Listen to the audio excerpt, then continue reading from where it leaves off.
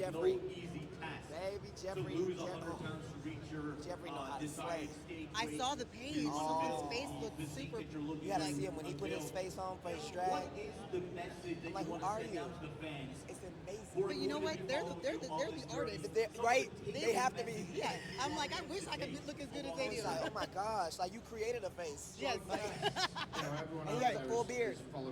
Full beard. Like this.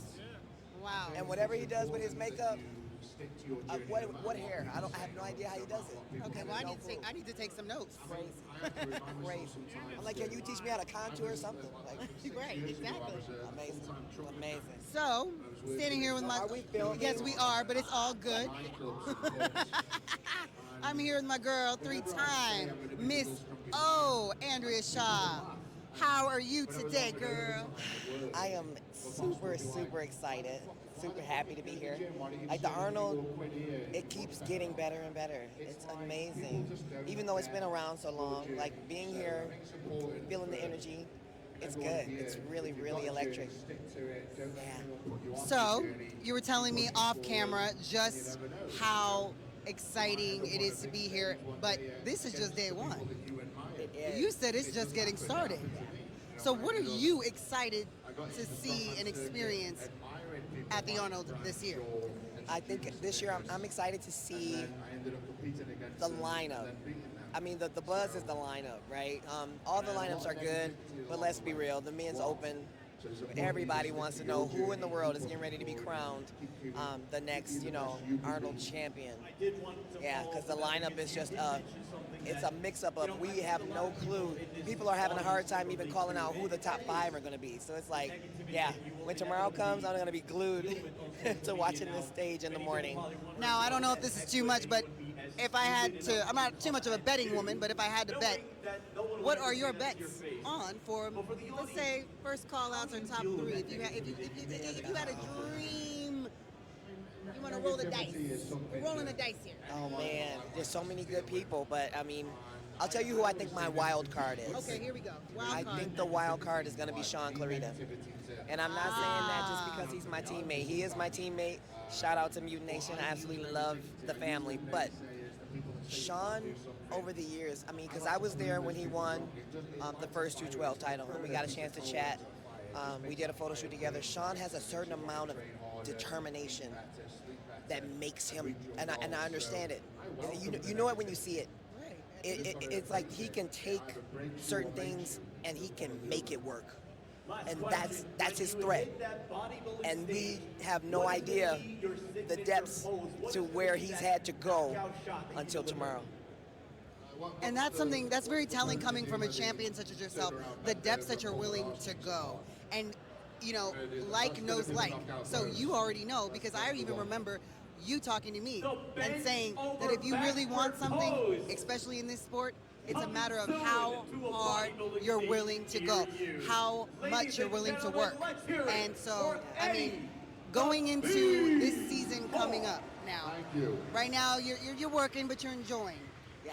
How are you trying to get yourself ready? I don't want to say physically, I want to say mentally, because you have to become a different version of yourself. Yeah. Every single time. Every time. So now that you're going into this season, and you got your eyes set on, right, the horizon. Yes. What are some of the things that you find yourself doing now differently, mentally, that you want to share that you think could maybe help someone else as they're trying to continue besting themselves?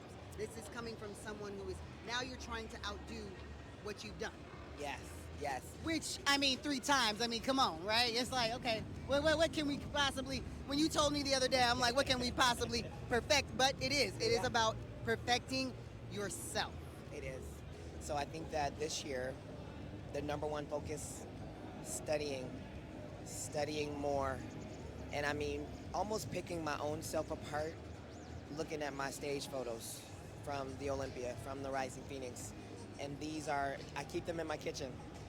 I will be very transparent. I keep them in my kitchen. And every time I come into the kitchen, before I eat, I'm kind of looking and I'm scanning over it like, okay, what am I getting ready to get to work on? And how am I going to plan and strategize that? And I I have to keep my foot right there. Like I can't move off that, because if I'm not set on beating her, Right. then I need to sit down, All right? How's So everybody doing? Looks like we I got a am full house here for the fully Chris determined seminar. to How about we beat make her. some noise for him? He's just hanging out fully backstage. determined He's to gonna beat be her, out in a because few I know that I moments. can. So that's the focus for this year. We have Chris Beat her. coming out, so unfortunately- Yeah. And I think that's some good advice, especially for someone that's even starting out, because we get caught up, and I'll even speak as a competitor, right? We all have our moments, especially in the beginning, where we see these little templates here and there, and we kind of go, okay, well maybe if I just take, no, it always comes back to self.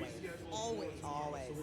If your goal isn't to outdo you, then you've already lost. Yeah. Because you got to remember, this is totally subjective. Right. So if you aren't really ready to, because you can't control who's coming to the stage. Right. You don't know, but you can control what you bring to the stage. Yes. So if you're evaluating you against you, then and you're doing your very best, because people know when they're giving their best and when they're not, you will win. You will win. And this is not a sport for the people who think they can just jump in and jump out. This is a long journey. Long journey. And again, I tell people, I say this a lot to people, but nobody wants to talk about the 8 years I took off. It was just grinding every day. Every day, with no ambition of competing, again, just work. Yeah, I didn't just arrive here, it may seem like it, but those were the years where I just had something in mind that I was just going to keep training because I love training, right?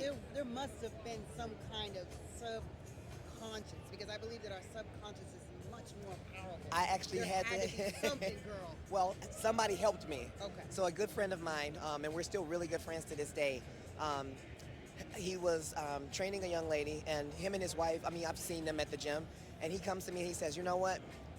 I think that you should really think about doing something with this. He's like, most people have been, trying to work to get what God has so freely given you. Amen. And you're just gonna waste it? Yeah. You're just gonna sit on it? Right. And it made me stop. I had to pause. I was like, wait. Wow. And he's a professional, retired from the NBA, so he had nothing to benefit from telling me that, right? Other than just being honest, being real, being a friend.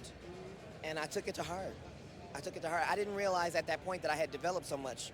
I was just wanting to train. I just wanted to look good in and out of the gym, feel good. But when he said that to me, I thought to myself, you know what?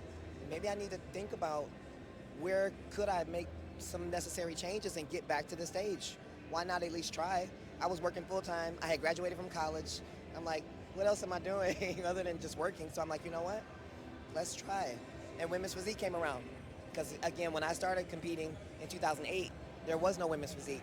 So I had nowhere to go. So it was easy to take 8 years off, in a sense. And I had no ambitions on becoming a female bodybuilder.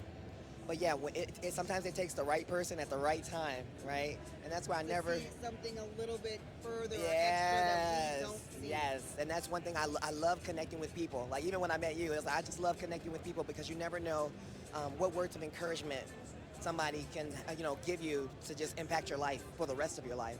And I tell Jamie a lot, even still, thank you, Jamie, and I love you forever for that. And he told me, once I got back on the stage, he was like, you are going to win. You're going to be Miss Olympia. It's just a matter of time.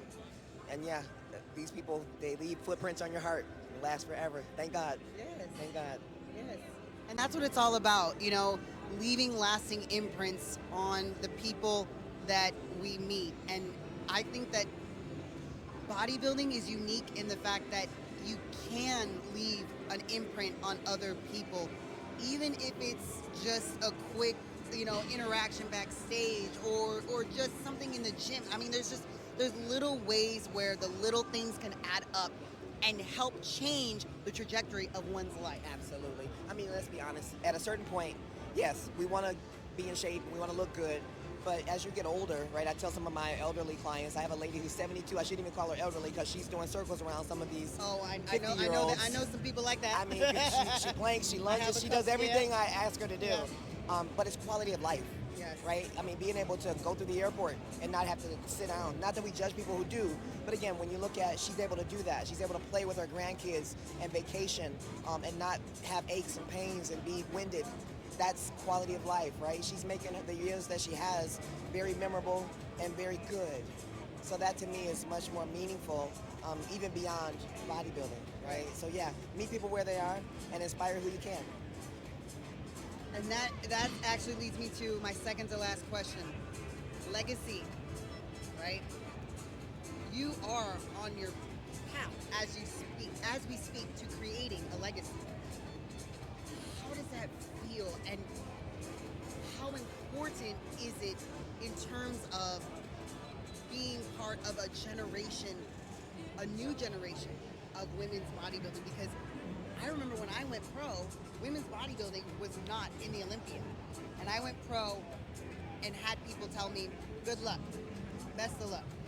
And I remember going, okay, all right, well, how is this going to be a chance to make something better? And then it came back, and then you came, and you helped to, in my opinion, elevate it, but we still have a ways to go. Yes. And that's why it's important that I ask that question, because I want to see women's bodybuilding have more prevalence and dominance in this organization, because I feel that women's bodybuilding is the staple. It's a staple. There would be no others. There without would it. be no others without it. But the legacy is important. It's a belief. I believe. I tell people I'm here to preach the fitness gospel. Yeah, there we go. Preach But on. that's my. I believe that's one of my callings. It's one of my purposes, on the stage and off, and it's near and dear to my heart, to the point where I've sacrificed a lot. But it doesn't seem like a sacrifice because I've been so blessed and rewarded from the investments that I've made. But I still got more work to do. I still got more work to do. I got more people that I can reach. I got more people that I can inspire. So even this event, thinking about being here, and the people I met just even last year, that I've grown to have relationships with, friendships with, that's what it's about. But I've got so much more to do, and I got to keep going. I got to keep going. God willing, I got to keep going. So what would you say to a young you right now? If you were able to talk to a young you, what would you say, Miss Andrea Shaw? Just shut the distractions off. Okay. Shut them off, and do it quickly.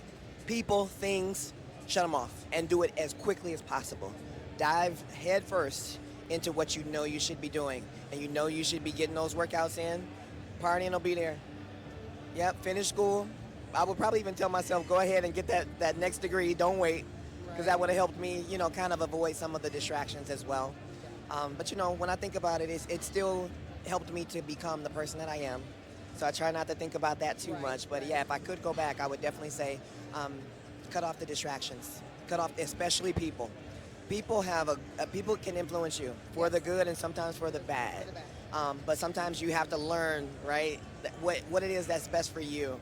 So, and I would tell myself, be true to you, your convictions, and know that if you take the time to invest in you, then everything else will come. Yeah. You hear that? Invest in you and everything else will come. So I'm Danielle Willis, Women's Bodybuilding Pro with the Bodybuilding News Network, standing with Miss three-time Miss O, Andrea Shaw, at the Arnold Classic. Stay tuned for more, you guys.